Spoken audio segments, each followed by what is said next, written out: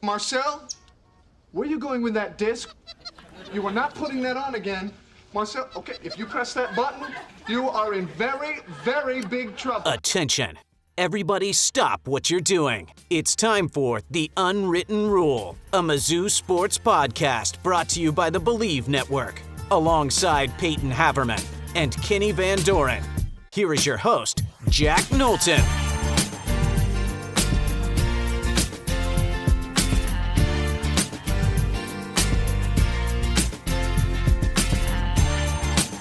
Welcome back to The Unwritten Rule, presented by FanDuel. Today is Friday, February 27th. For us, though, it's Tuesday, February 24th. Missouri has just picked up an absolutely massive win in men's basketball over Tennessee, 73-69.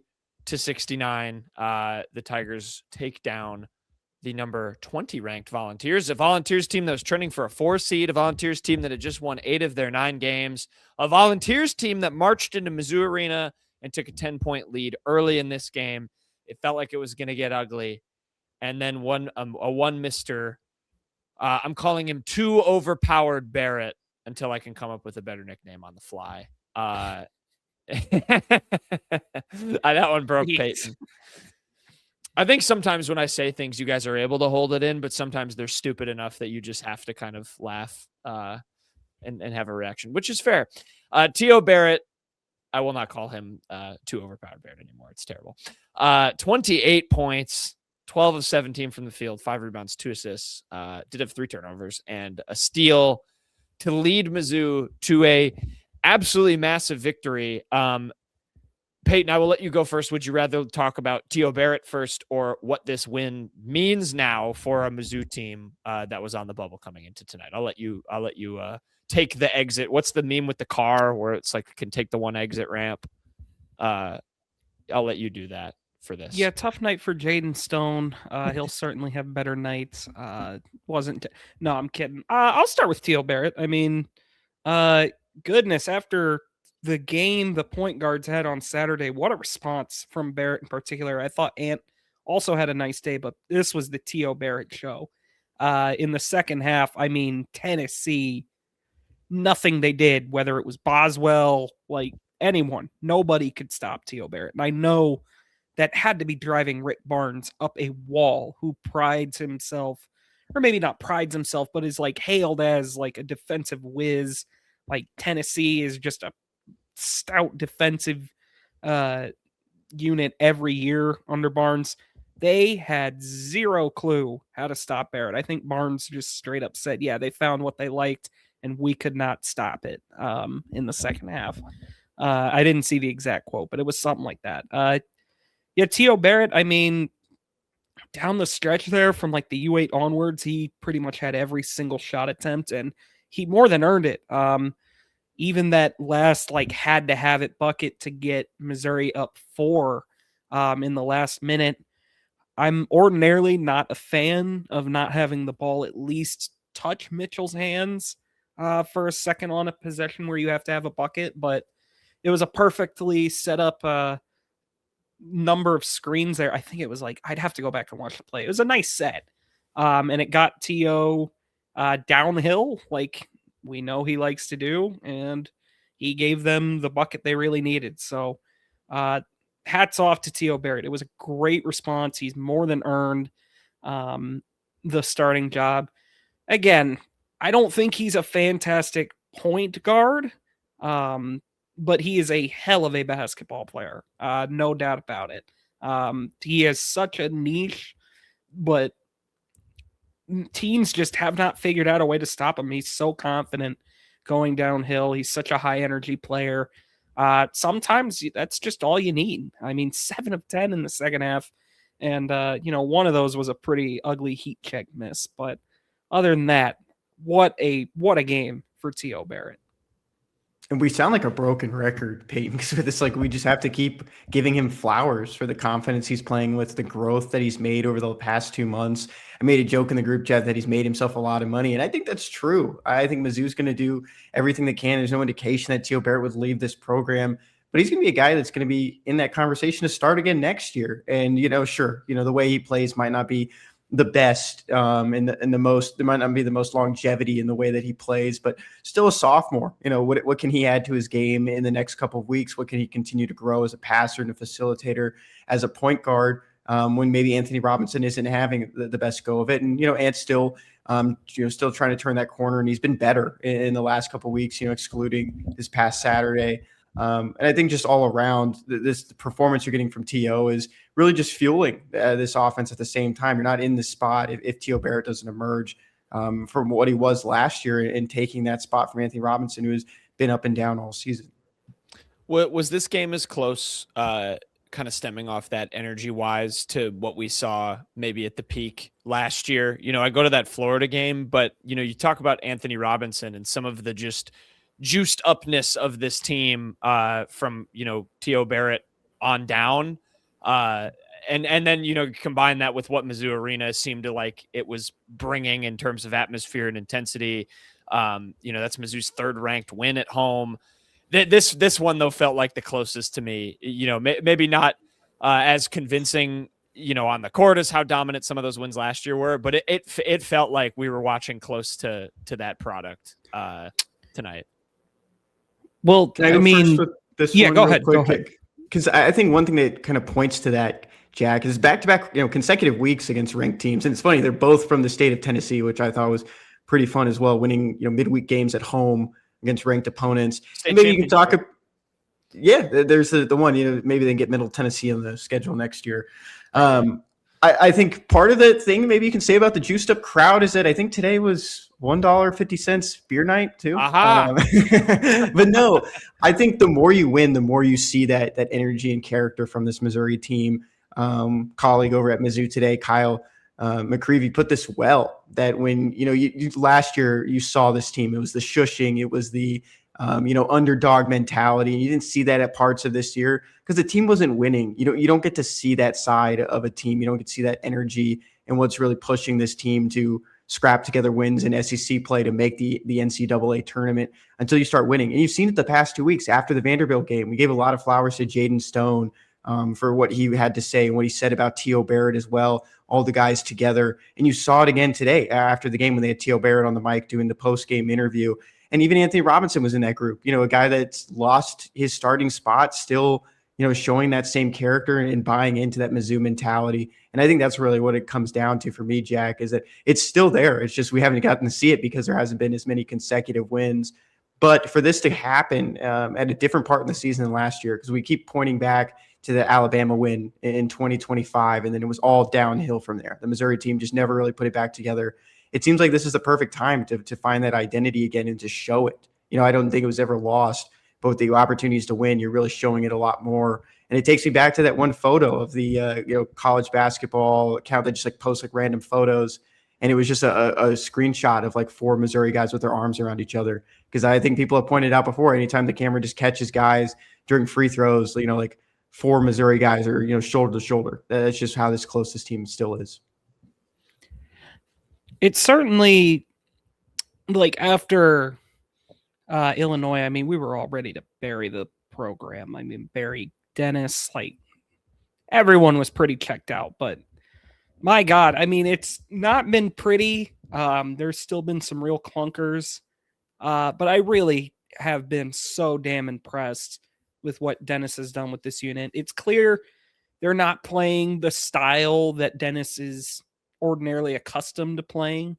It's not the run and gun we've seen. They've had to be much more sound defensively than I think any Dennis team has ever had to be. But man, he has just patched it together as they've gone along, and they've really fought hard in a lot of games against a lot of teams that they may not necessarily even have close to the talent of. I mean, you have like on Tennessee, you have Nate Ament, who's a lottery pick, if I'm not mistaken. You have guys like Jacoby Gillespie, who's a bona fide scorer. Just they have, and not to say Missouri doesn't have players, T.O.'s had a nice year. Mark Mitchell's an all-league first teamer.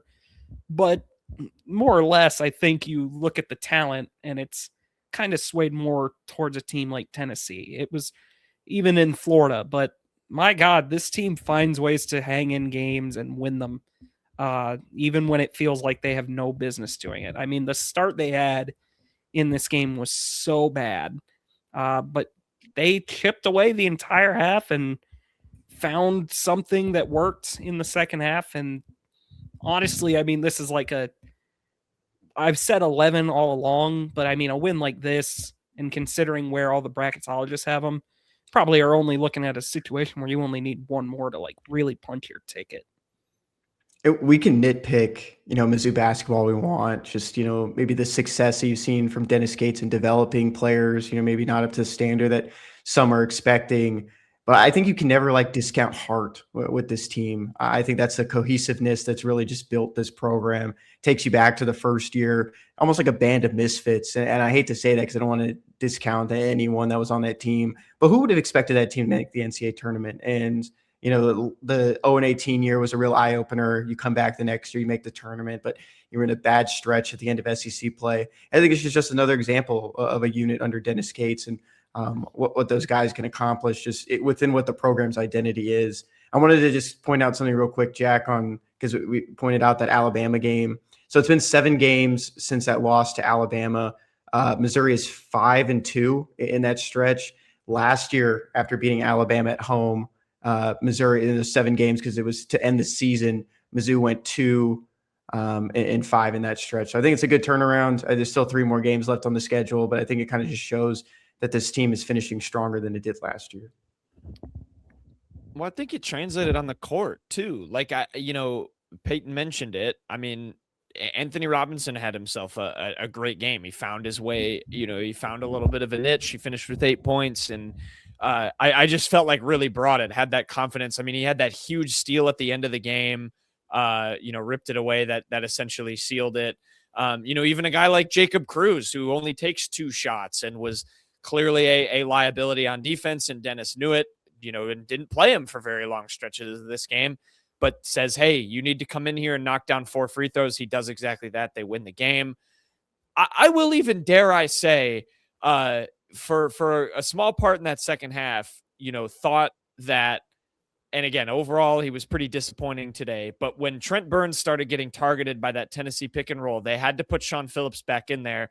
Gets a couple of deflections, ends up doing, enough to hold them off. And I think, you could have easily saw a situation where he gets kind of picked on like Trent Burns ended up getting. And I hate that that's how we introduced Trent Burns into this game, because before that, or, kind of early part of the second half, when Rick Barnes sort of figured it out, how to target him defensively, he was awesome in most areas of this game. Again, 4 points, 7 rebounds. They were, all vital. This was a game that Tennessee dominated on the glass, particularly in the offensive rebounding category, where Trent Burns and others were not great, but had the really nice layup, had a dunk, was getting doing the act, playing with just really active hands. He had 2 steals. Yeah, I remember they tried to pass it over him, and he volleyball spiked it down. He had finished with 4 steals. That was a team high. Again, to me, he showed kind of the versatility, especially when you see him in a team that also has a guy like Sean Phillips.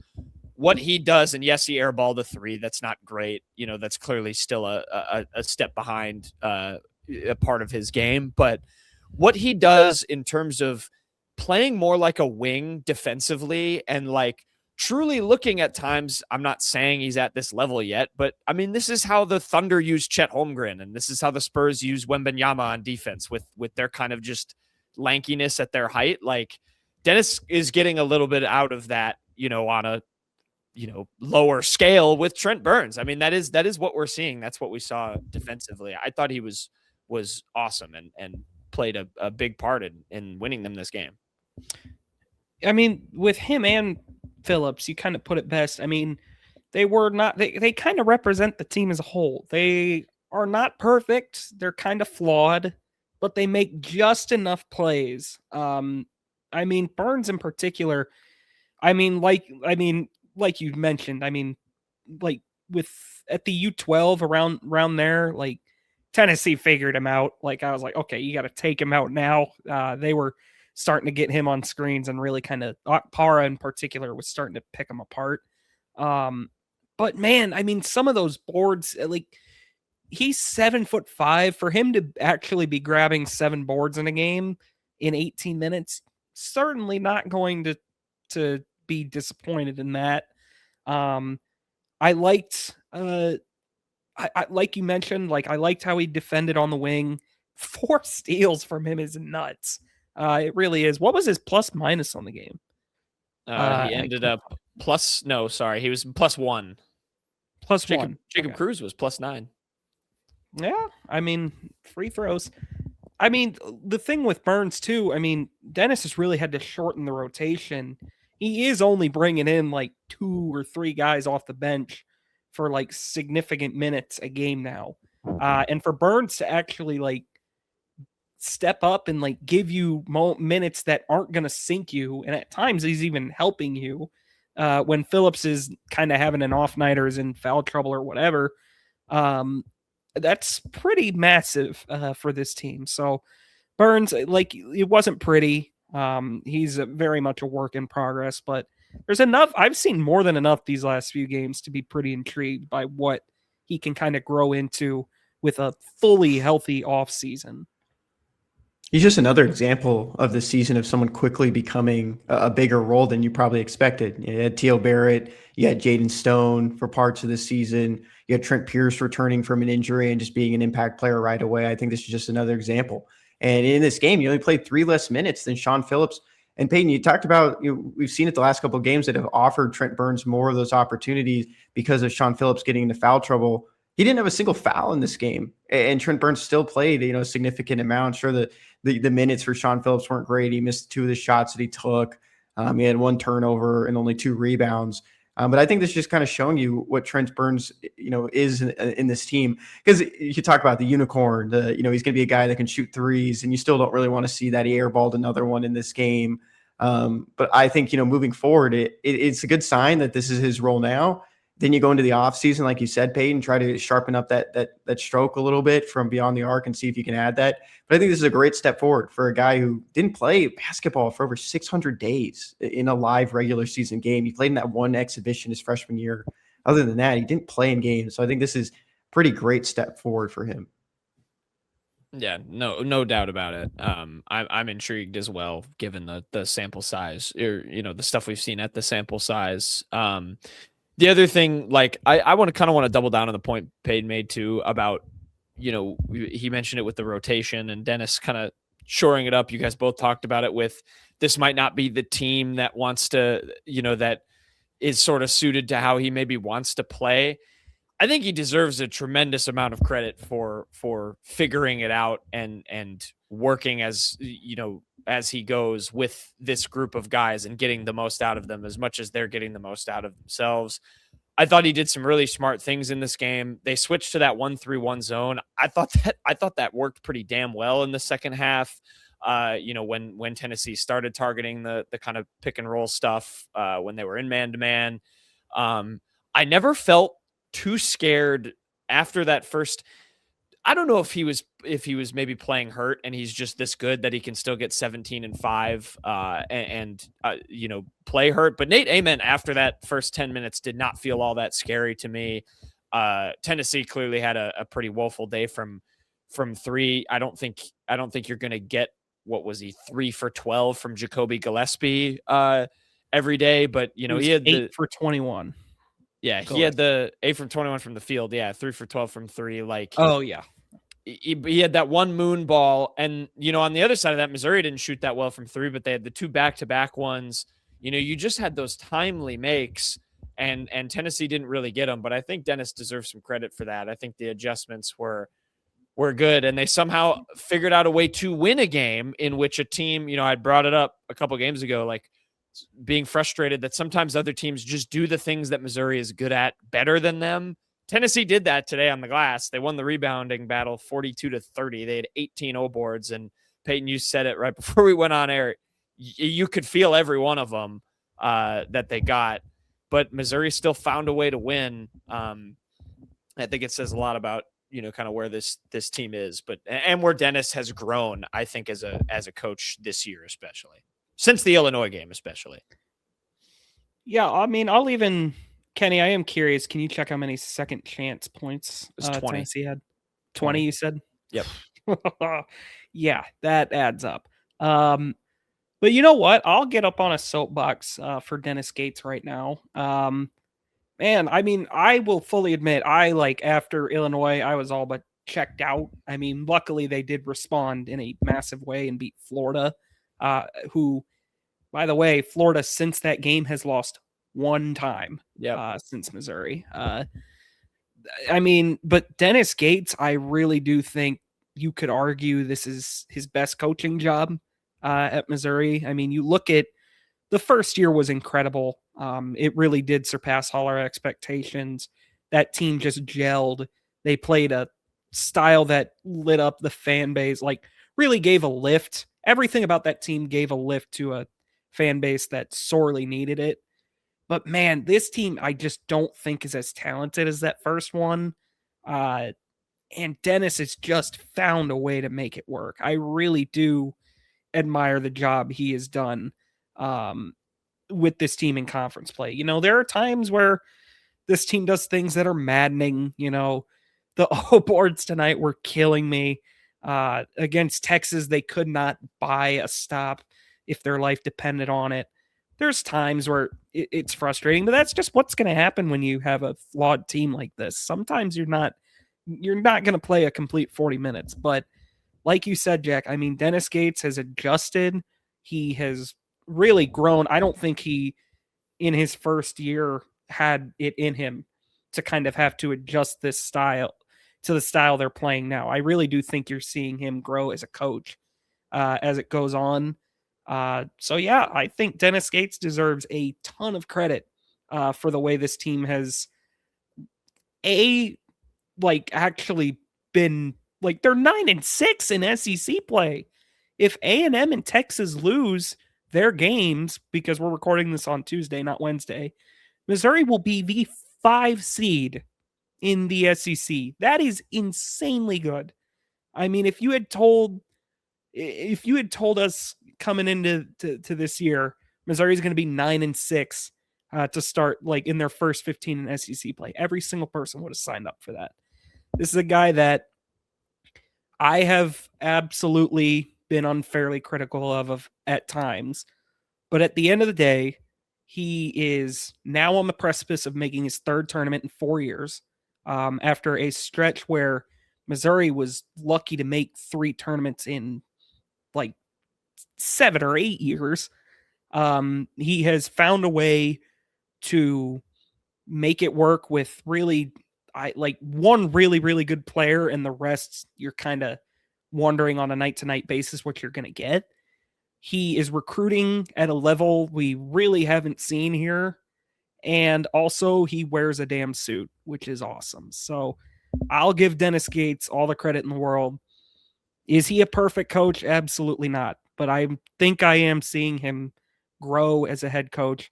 I still really, really would like for him to be the guy that brings Missouri to its first Final Four. And it's easy to jump to conclusions, Payton. After the Illinois game, it was just it felt like it was over. It felt like everything was trending, in the direction that Dennis Gates wouldn't be here much longer. And we talked about it throughout the season. And I think more than ever in this year for Missouri basketball, the mood has changed with every single game, not just every week. It's like the Tuesday or Wednesday game to the Saturday game. The feeling about this team is completely changing. I think after the Arkansas game was one of the times where the mood didn't really change too much. And we talked about that in the recap. But when you look forward, Payton, I want to ask you this question. I know we talked at the beginning, middle part of SEC play, kind of a little bit in comparison to when Drinkwood started his 2023 season. It's like, okay, you got to figure this out. We've given you a couple years. It's a little bit different because Dennis Gates has been to the NCAA tournament twice.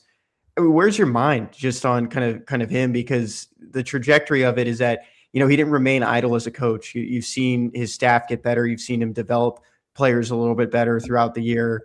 where are you, both of you guys, just kind of at on just the future of him? I mean, is the seat just cold now for you guys? I mean, do you still want him to be able to get to the Sweet 16?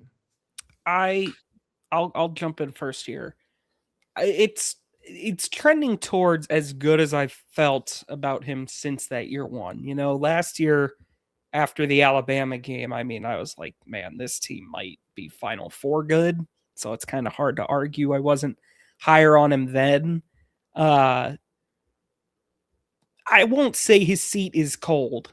I still think, given the investment, like you've got Mark Mitchell still on your team. It'd be really lovely to make the second weekend with him. I'm not saying I expect this team to do that. They still have work to do to punch their ticket.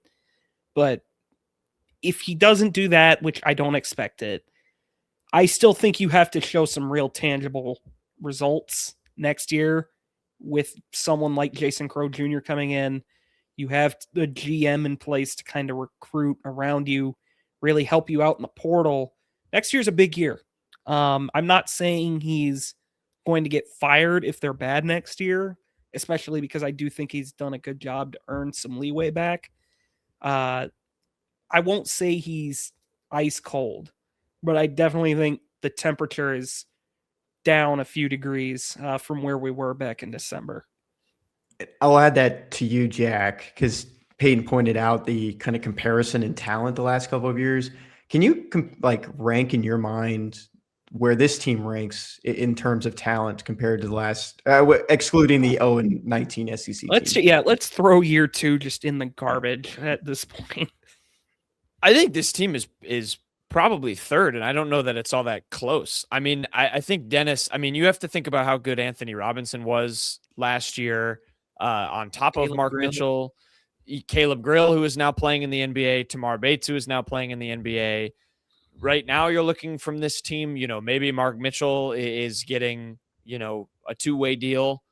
So if you look at it from that standpoint, and then the year one had a first-round pick on it, and guys that Dennis had been coaching for a while and got the most out of. So to Payton's point, I think it's absolutely his best coaching job. I think the mentality shifts from, of course, if you go from like where we're headed this year to like 0-18 again, then, we're having a completely different conversation. Yeah. But I think overall I'm going to logically assume from what we've seen from Dennis and given a guy like Jason Crow coming in, that's not going to happen.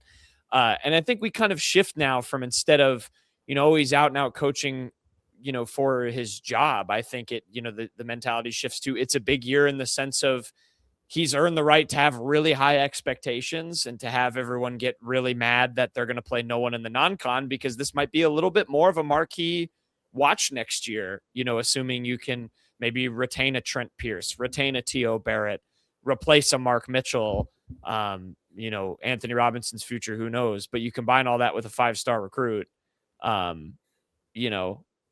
What was that? I wanted Kenny to go back to the stat broadcast. I was looking right at you, and I did not even realize I had the put our show doc up. I had the show doc open. No idea. My bad. So I think that's what we're heading to, and like Payton said, that puts it into a context. You got to think when I covered the team in his first year and they won that tournament game, where everyone was. Like Payton said, he's now, trending to go to his third tournament in 4 seasons. When we were at Mizzou in our time, we learned, NCAA tournaments don't happen every year for Mizzou. We were lucky to see Mizzou make 2 in our 4 years. There were students that saw 0. Like within the last 8 years. And now Dennis is at the point where he is taking this team at or about the NCAA tournament every year. And, yes, they're the 2 really good ones in the first 2 of the first 3 years have been disappointing endings to the season. He has to figure that out. He has to figure out how to have this team not burn out the way it has. But I think he's more than earned the right to feel pretty darn comfortable in his role if barring calamity in these next 3 games, and then, Jason Crow Jr., that year's everything goes sideways, And again, I feel like the only way that happens is, well, dare I say, recall the last time a top 5 recruit was playing for the University of Missouri.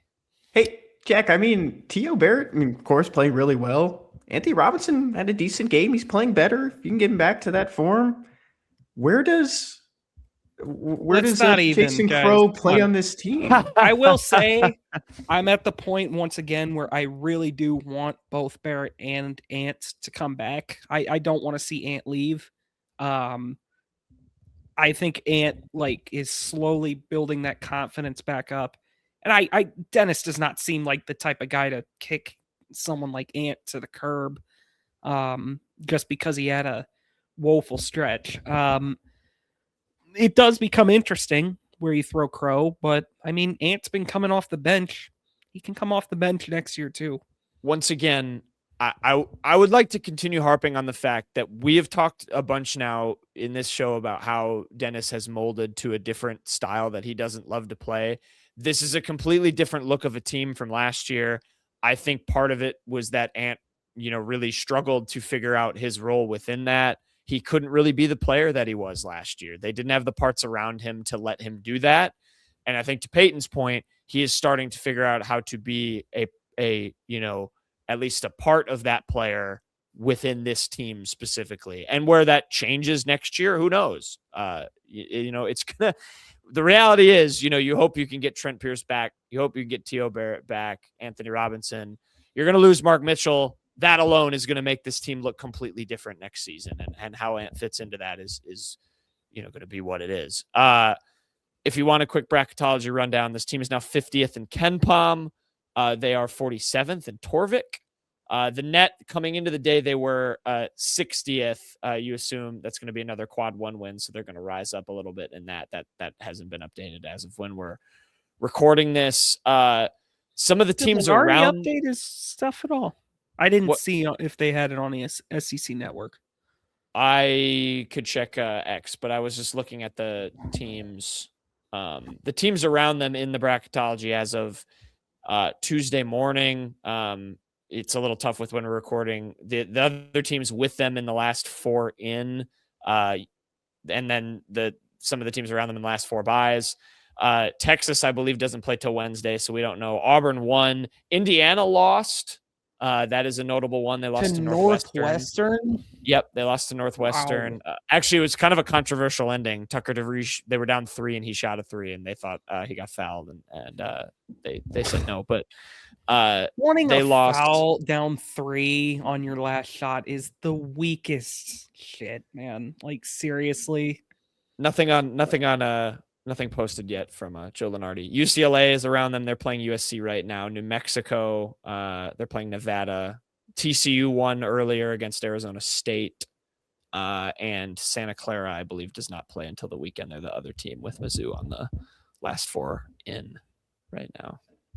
So some bubbling going on. Man, tell you what, man, if I'd told you coming into this game, Missouri was going to get 0 points out of Jaden Stone and 0 points out of Sean Phillips, so 0 points out of 2 of their starters, and shoot 4 for 17 from 3, how much would you have said Tennessee would win by? 15? Yeah.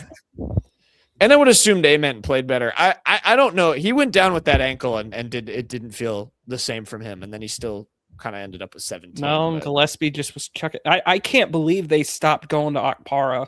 Yeah. They gave up on that. There was some weird Tennessee stuff. I think their fans might be understandably a little bit annoyed potentially with the way they kind of played that because they had the 2 bigs out there. Carey had 0 points and 10 rebounds in this game. Ridiculous. What a throwback. 0-10. He can't shoot free throws. What an awesome. I love it. 0 for 5. Awesome. Oh, no, that was Stone, actually. Yeah, Carey 0 for 3 from the field, 10 rebounds. Did have an assist. He was +9 as well. It's their highest box plus minus. Shout out to Jalen Carey. He's bringing the Roy Hibbert build back. Vital tweet, by the way. That was the last thing Joe Lenardi reposted or posted on Twitter. It was the most recent thing on Tuesday. Yeah, nothing yet from brackets. So maybe we'll do when we do quick hits. We'll maybe at the start we could tee it off with a little bracket update because we'll have a little bit more from the week as it goes on. But like we said, we're recording right away post game when our thoughts are the freshest. That's when we're at our best. Missouri was at close to its best today, at least in terms of the results. 73-69, they beat Tennessee. Huge win. Might see some 10-line Tigers, 10-seed line Tigers in your future. Up next is Oklahoma, or is it Mississippi State? I forgot. Help me out, Kenny. Mississippi Or State. either one of you. Mississippi State on the road. Yep, in the Hump. Very nice venue. I was actually a fan when I went to that arena last year. Josh Hubbard, scary. But they have lost 9 in a row, so they are trending way down. No way. I thought they won 1 recently, didn't they? I thought I heard it was 9. Oh, no, they beat Ole Miss. I'm mistaken. Yeah, Ole Miss has lost 9 in a row. Oh my God. Maybe that's who it was. There's 3-11. Oh my God, they're the 15th seed. My bad. Yeah. Great extension for Chris Beard. Everybody clap it up for Chris Beard. How could anyone lose on the road against Ole Miss? Yeah, that's frustrating. Yeah. I wish they could play that game again right now. That's is that teetering on? Gosh, Notre Dame got beat by 44 to Duke today. What did Minnesota do? That seriously is the only. Minnesota was playing close with Michigan State. They lost by 10 to Michigan State. Actually, Michigan. Sorry, not Michigan State. The better one. That's not. I'm telling you, Medved's got it rolling up there. Like, they're just not deep. Like, they're 13 and 15. I know, but listen, Medved is going to turn that place into a winner. That place won't be a winner until they tear it down and build a new arena in that ugly joint. I know you are a Wisconsinite or whatever, but Medved's going to get it rolling there. They're just not deep. He's led so many games at halftime. He knows what he's doing. The Badgers need a buzzer beater to win that game. Mm-hmm. I was doing laps around my apartment, and then it was one of those, like, you kind of check yourself. You're like, ugh, 3-point win over a sub 500 Minnesota team's not great. Anyway, enough Wisconsin talk. Hopefully Mizzou and them will both be in the NCAA tournament. That'd be quite nice.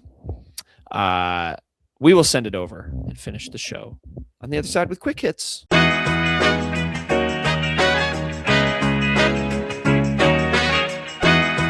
Okay, quick hits time. We'll finish up the show, and we have a very, very fun scene for one of our two. We had to do a 2-man quick hits. We have some wild schedules this week, and that is related because our man Kenny Van Doren is not on the producer controls today. It's going to be me. So if there are any screw ups, they'll get edited out because I edit the show.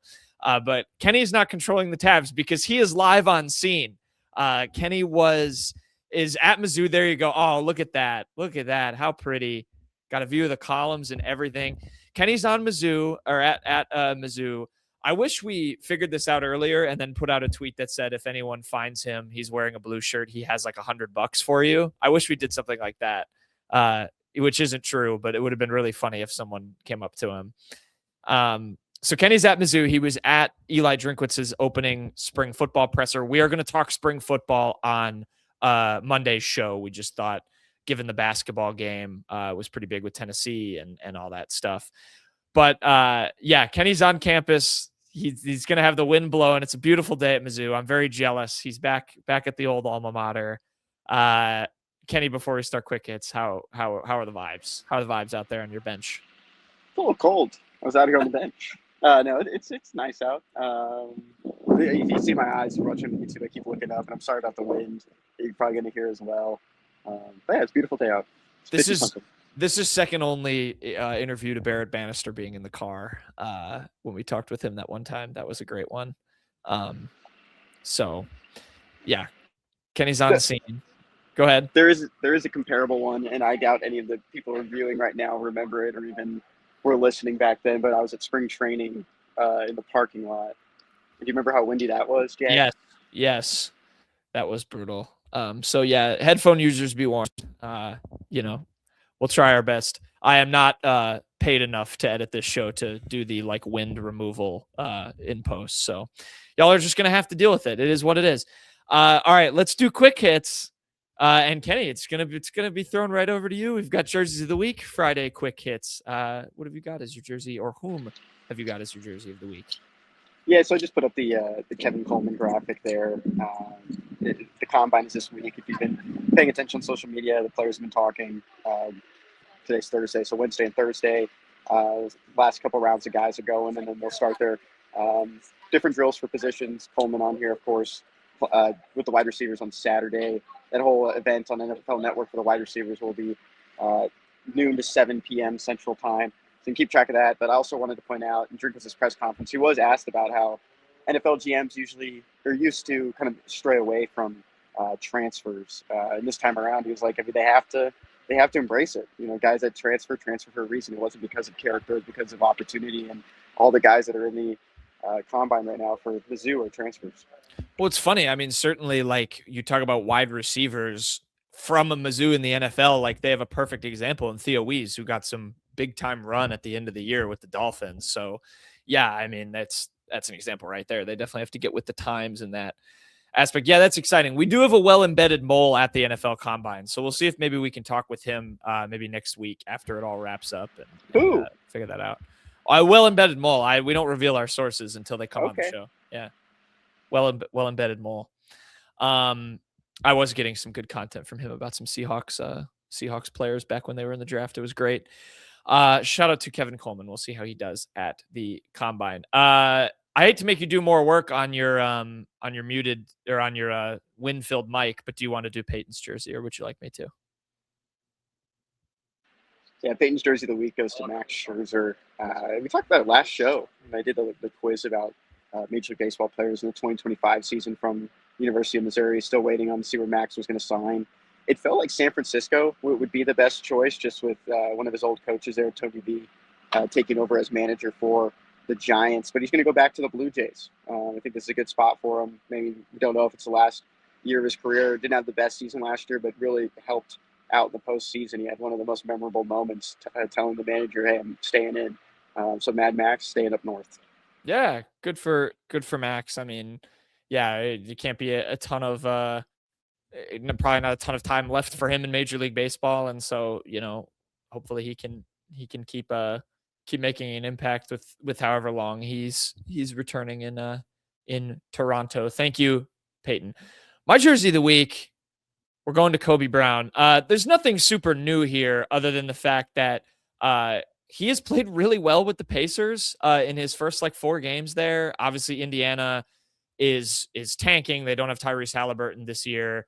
And so, you know, people like Kobe Brown are going to get a little bit of a run. They, of course, acquired him in that trade for Zubats, and he's played really, really well. I meant to pull it up before, but I have his game log. Had 15 points the other night against the Mavericks, hit 3 threes. You have some of the clips. Oh, maybe you don't. The clip stopped. Wait, I'll restart it. See, this is why normally Kenny runs it. There, I think it resumed. 15 points against the Mavericks. He had 12 in the 2 games before. They were actually both against Washington. So it's very exciting. I felt bad pointing this out, Kenny, but I did see a funny tweet that was like, the Pacers are such a good team that, you know, they fleeced us for our one of our best centers. They're going to get, you know, a lottery pick in this really, really elite 2026 NBA draft. And then they're also turning a guy into a actual player after he just rode the bench for my favorite team for, you know, years and wasn't very good in a Clippers uniform. And I was just, you know, thought that was funny. I figured you'd appreciate that as a Pacers troll enjoyer. So fan when they're good. I think that's the best way to put it. Same with Payton Haverman. Yeah, Payton Haverman gave up the Bulls. He likes winning. He took the Pacers. I did see there was a couple draft nerds or just NBA nerds, and I'm gonna lump you in there, Jack. They really liked his shooting, and I know some people pointed out, and he's a good passer too. You just don't really see it in all these clips, but he can still facilitate as well. I mean, we'll see what happens next year. You know, like I said, they're gonna be a finals contending team. They're gonna have Halliburton. They got Zubats. They're gonna have a starter from this draft this year. But you know, it's great. I mean, you know, whatever role he could maybe carve out for himself. And again, you know, if the Pacers win the title, you could have a little Mizzou NBA champion action going on, and that would be exciting for that reason and that reason alone. But I digress. We move on. Hang on, I got to go back. This is Kenny. I take for granted how good you are at this producing. I stuff. like no cap, and he's the main bird. We move on to Sean East's main birds of the week. Kenny, who's your main bird? I didn't even hear the Shawn East main bird, so maybe it doesn't come through on the old telephone. The people will hear. Okay, good. So my main bird of the week goes to Bryce Betcher, linebacker for Oregon at the NFL Draft Combine. If you know the name, if you brought him up before. He was drafted by the Astros 2024, went back to college for his last year of college football with the Oregon Ducks. There's your bird connection. Still trying to play football for as long as he can. Comes from Cody Stutes, my old boss, actually, at ESPN. So there's some good overlap there with this tweet. But yeah, he's going to pursue football for as long as he can. Astros are supporting him. I've also heard the Astros said, he was very gung-ho about baseball only at one point, but for as long as his football career will go, I think he's going to take it. And I wouldn't be surprised. Maybe be on the lookout if he gets some tight end action and looks, and not just linebacker. It's crazy how good some of these two-way guys are that can do this at that high of a level. So what does that timeline look like, Kenny? If he, how long can he play football for and still realistically have a future in baseball? Is that elongated at all for him? What is it? Could he play football for through his first contract? And maybe if he doesn't get a second one, could he go back and try baseball again, or would it be too late? Yeah, so he's there's no rights really, draft rights, that it's not really mentioned in baseball, but he did sign in 2024. So you have about 6 years under that first contract, and you can elect free agency. So he's under the Astros' control for a couple more years now. He was drafted in 2024. That's when he signed that summer. So if football doesn't work out, I don't know how long his career will go. I think special teams would be the best spot for him too. I'm just talking with Jacob Infante, our resident draft analyst. But beyond that, I think he still has a couple more years to figure that out. But is there a thing where the Astros say okay, you're 27, 28, you haven't played baseball in 4 years, sorry, or would they still be willing enough to be all right, we'll try him out. Why not? I guess there's no harm in that. I don't know. Yeah, I don't think there's any harm in it. He didn't sign for too much money to begin with. So I think they're more so just letting him figure this out. And if it's one of those low risk, high rewards if he comes back. He's a very good defender, very athletic. I don't know how much the bat will play, but defensive first, I think he'd be an intriguing guy in that system. We'll see what happens. Yeah, good for Bryce Betcher. Good connection for you as well. Payton's main bird of the week. Check this play out, folks, if you're watching on the YouTube. It's a former Missouri Tiger, Shawn East. How about it? He's at Boston College. Did I say Shawn East? I have Shawn East next. That's why I have it. There you go. Spoiler. I meant Aidan Shaw. Thank you, Kenny. Aidan Shaw. Look at that. He had a buzzer beater for Boston College, a game winner. They took down Wake Forest. BC not having a good season, but this is pretty awesome to see. He gets this putback. We always talked about Aidan Shaw and his hops and his ability to kind of live above the rim. That's a pretty cool play for him. Gets them the 68-67 win over Wake Forest. Kenny, very exciting for our former Tiger Aidan Shaw. His younger brother, Elijah Shaw, visited Mizzou this past fall. Doesn't have an offer from the Tigers, but he does have some Power 4 offers, including Boston College. I thought it was pretty fun. So he's probably going to go to the Power 4 level. I would expect maybe some more schools to check him out next couple months too. Good recruiting ad. Yeah, one more time. There you go. No good. Tip in.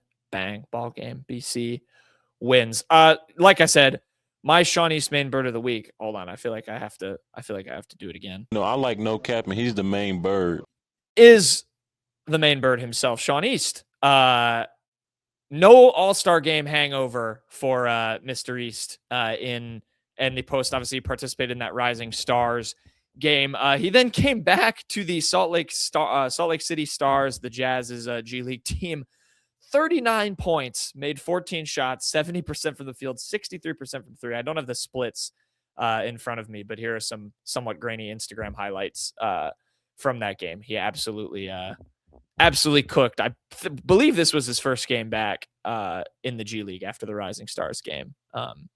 39 points, 63% from three, Kenny. It's pretty fun to see him hooping. Maybe it'll be him and AJ DiBonsa as the future of the Utah Jazz organization. Don't think these contracts only last a year, right? So he's really just playing for next year too. Yeah, I mean but how to earn a contract next year is by doing stuff like that. So good work for Mr.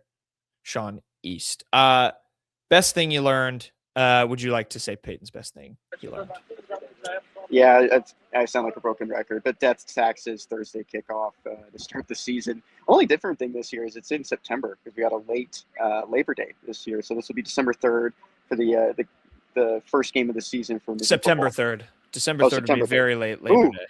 Yeah, that'd be like COVID year moving Bowl football game. back that late. Arkansas Pine Bluff. Is anyone shocked by this? I don't think anyone would be. No, surprised my at all. roommate asked me about it. She was wondering why this keeps happening, and she was like, it feels like people can't go to the game?" And I was like, I think Drinkwitz's idea about it is pretty good. It's best of both worlds for everyone. A lot of the in-state people might get Friday off for Labor Day weekend, so you go to the game on Thursday, head down to Lake of Ozarks, Table Rock, wherever the in-state people are going to spend their Labor Day weekend, and Mizzou staff gets to go to the second week of high school football. So best of both worlds. I was going to say, I kind of like it too. You might as well embrace the tradition. Like, if Mizzou just becomes college football's perennial Thursday night opener team, like, especially if they get better and, maybe they're, almost like after the 2023 season where they're like a top 10 team playing on a Thursday. I don't think we all loved it as much at the time, but I think, it's one of those things that it happens more and more. You might grow to like it. Maybe you can eventually get it against more of a marquee opponent. No disrespect to Arkansas Pine Bluff, but Yeah, I guess the best opponent they've done it with is Louisiana Tech. Yeah. I don't really think they're going to get better than that. The Luther Burden debut. Years. Especially with the changes of the SEC schedule. You have 9 SEC games. You have to play one out of conference Power 4 against Notre Dame. That puts you in a spot where you have 2 cupcake games, and you're not going to use that here. Or I don't think that'll ever happen for Mizzou. Why can't it be against Notre Dame or UConn? And the way that UConn's trending in video games right now, I think he's want the Huskies in week 1. Kenny is UConn in our shared college football 26 dynasty. Funny enough, I do play Mizzou next week. Oh, there you go. At home. Good timing. Oh God, in UConn. Throwback. Stores, Connecticut. Still a better venue than the UMass game, which Mizzou actually played. So there you have it. There you go. Thursday night Tigers. What did you learn this week, Mr. Kenny? I don't want to put too much into this. I just found it funny. Mizzou Athletics posted a video of Donovan Olubade talking about his 4th down catch against Kansas in September. And my favorite thing is that Donovan Olubade doesn't say Bo Perbula's name. He says the quarterback. He doesn't say Kirby Moore's name. He just says the offensive coordinator. I feel like he would have said Bo's name. I don't know about saying Kirby, and I don't know if there's much stock in it. I do want to believe that they told him not to say those names, especially Bo Perbula. Nonetheless, Donovan Olubade is going to be a very exciting player this next year. I know a lot of people are expecting a big rise. Oh, dude, I feel like one of the leaders of the Donovan Olubade hive. I am so damn excited for what this guy can be, given what someone like Luther Burden was, and Olubade didn't quite have that recruiting profile coming in, but just with how insane he was his freshman season, I'm so excited. Yeah, not to agree with you, Kenny, not to stir the pot. But it is hilarious if that was an actual instruction, just thinking about that room being like, listen, they're gone. You have to use the quarterback and the offensive coordinator. It feels like a Madden clip where you'd be in a cut scene or a 2K clip where you're the my player and they just have to put in like the most generic thing because they don't have any recording of you saying whatever you named your player. It feels happens like that. It happens in MLB The Show a lot when there's a new player that comes in and they don't have the voice package of the name. They just say number 56. Yeah. The coach told me that I need to make this route. Very funny. Donovan Olubade is going to be a special player, I think, for Mizzou. My best thing I learned this week, this was hilarious. So going outside of the realm of Mizzou a little bit, but some SEC basketball. So if you missed it, last week, I believe Kentucky and Auburn played a game in men's basketball. Kentucky won. Auburn was on a bit of a tear, and there was some actually, I think Auburn might have won. This is really bad by me. I'm trying to remember if this is the game that Auburn snapped their 5-game winning streak. I think it might have been. Hold on. I'm gonna correct myself. They did win. Sorry, Auburn did win. That would make a lot more sense for what followed. Sorry, 75-74. Auburn beat Kentucky. I think it snapped a 5-game losing streak. It was a big win for the Tigers. And afterward, Mark Pope, Kentucky's coach, was in the Auburn press room. And this is where actually I've been in Auburn's visiting press room in Neville Arena, their basketball arena. So this is a good context for this. It's pretty small. It's pretty cramped. And right behind it, there's a hallway that's just like the bowels of the stadium. So it's, super echoey, like the room that Kenny attempted to record this podcast in Ellis Library before he chose outside. Little glimpse behind the curtain of our show. It was scary, Kenny. It looked like a prison. I'm glad you're out in the scenery, in the world. The reason I had to leave is so echoey. Like, I remember I could hear the person leaving the room and just packing up their computer. If I had to talk in that room, I think they would have closed down Ellis. How loud I was going to be. Quarantine. I did see a complaint on a Mizzou space that apparently Ellis is getting a lot more talkative. People are not happy. People are saying it used to be a quieter place to study. I don't know. Controversy. Anyway, much like that Ellis study room, Neville Arena, the background of it, the behind where the press conference is just the bellows of the arena. So it echoes. Mark Pope walks out of the press conference, and it almost feels like with what he said that he meant for this to be heard on a hot mic, but he just goes, Mark, or whatever the name of the SID is, I just want you to know I didn't mention a damn thing about how they effing cheated, how those refs effing cheated us out of that game. And it totally got picked up on the hot mic. And what he said was, the SEC better not fine me because I didn't say anything about the SEC, about how the refs said anything about how they effing cheated us. Well, guess what? The SEC fined him. They fined him a couple days later from On 3. The SEC fines Mark Pope $25,000 for the comments about the officiating. Oh, sorry. It was on the screen. I didn't even read the quote. Mitch, if those MFers try to find me, they can't. I didn't say a word about how they cheated us in the background of the arena. Hilarious that they still find him. I want to be a fly on the wall for whatever staffer had to go inform. Maybe it was Mitch, who he's referring to here, had to go tell Mark Pope, hey, so they find you. Here's the email. Sorry. Where does find money go? I assume the SEC can just use it for something. Do you think that's like a tax write-off? I think they can write that off on a balance sheet. If the SEC budgets it, like they budget for a certain amount of fines that they're going to make each year. Yeah. And so they just kind of incorporate that into their spending. I think it'd be fun if they just turn it into a scholarship. Do you think they lowered the amount when Bruce Pearl and Buzz Williams left the league? Yeah, they lowered like the first level of a fine from 60,000 to 25. I don't actually think Bruce or Buzz got fined all that much. I just, No, you just wanted him to be fined. My feelings on Buzz Williams are well known on this show. We don't need to relive that on this. But yeah, hilarious. Mark Pope got fined for something they said he couldn't fine him for. All right. Best beats of the week. I will read Payton's first because he's not here. He was very adamant.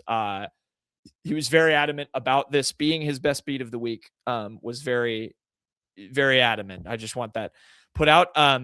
Payton is a big fan of Cinderellas, and he loves what's going on in the MAC right now, particularly with the Miami of Ohio Redhawks. They're 27-0, and Payton's got them finishing the regular season unbeaten. You can bet that over on FanDuel. Shout out to FanDuel for all these lines. You can bet them right now. They are minus 108. They are favored to go the rest of the season unbeaten. I believe they play Western Michigan on Friday when this podcast comes out. They do, and then they have 2 games left after that. 15-13 Toledo at home and 15-13 Ohio rivalry week on the road. Will they do it, Kenny? Will Payton be right?